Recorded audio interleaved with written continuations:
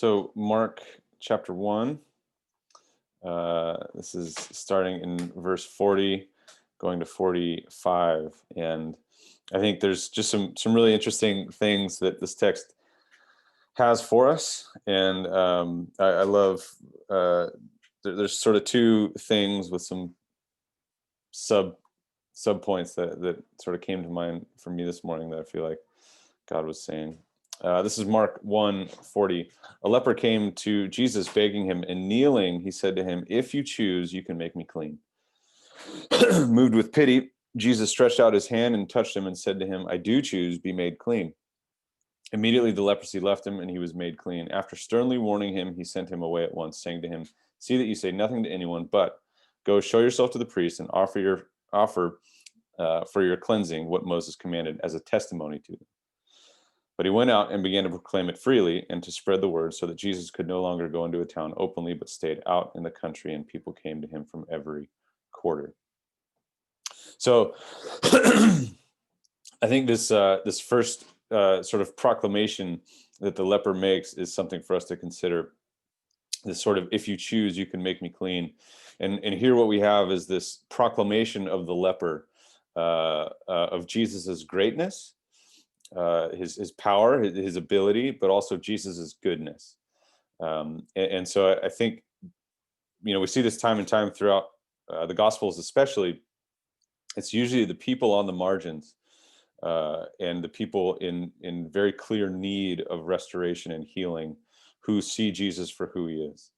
And they are the ones who have the great insight into who Emmanuel is. And so here we have a very clear proclamation of the leper, proclaiming Jesus's greatness and his goodness. And then, of course, the healing confirms this proclamation, right? Where Jesus says, "I do choose, be made clean." And so he does confirm his goodness, and he says, "I choose to heal you. And not only do I want to do that, I can do that." And so I think we see in this text that Jesus is both great and good. And then, of course, Jesus shows us the shape of love. So first off, a leper comes to him begging and kneeling to him and says, "If you choose, you can make me clean." And so what we see, there's this sort of like four-sided shape of love, even in a short, tiny little text like this. First, it starts with proximity. That Jesus allows someone like a leper to come to him, so that Jesus is willing to express love in a way that demonstrates proximity to those in need of it. And second, there's presence. Jesus isn't just around these people, but he's present. He's engaged with them, and so he's moved with pity. And so what does he do? He stretches out his hand and he touches him. That it's very clear and obvious that touching a leper was not something that anyone would want to do in the ancient world, especially with a lot of the ceremonial cleansing laws and just the risk of disease transmission, right? And yet Jesus is willing to be present in a way that brings risk and scandal in some sense, because he's a rabbi. He's risking his own cleanliness in order to heal another. And so then, of course, there's proximity, there's presence, and then there's power. That Jesus, as God in the flesh, is able to come and through the Spirit heal and restore. And then I think there's this really interesting thing at the end where Jesus is present. He's in the proximity of this person there, and he moves with power and love toward this person. And then he says, "Don't go tell anyone." But then he also says, "Go." What does he say? He says, "Go to the priest, offer your cleansing what Moses commanded as a testimony to them." Right. And so he's not saying, hide yourself away and don't let anyone know about what happened.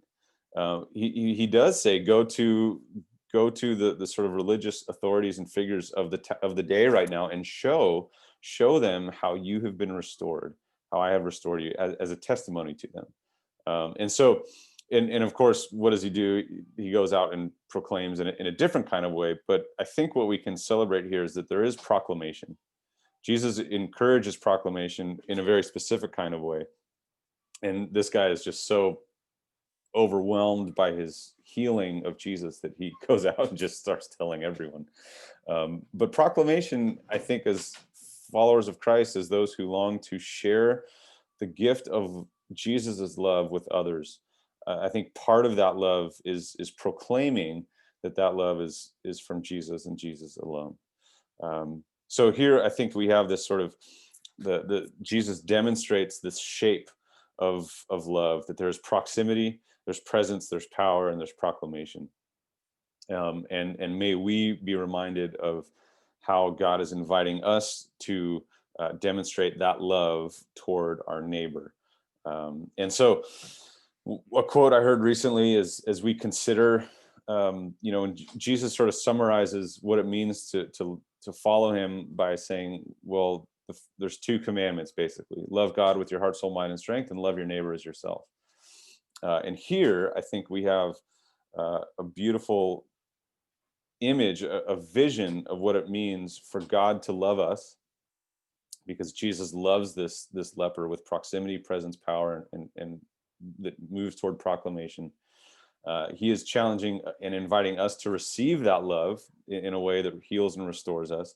And of course, he's challenging us to keep that gift in motion and to share that love of proximity, presence, power, and proclamation in a way that brings healing and restoration to our neighbor.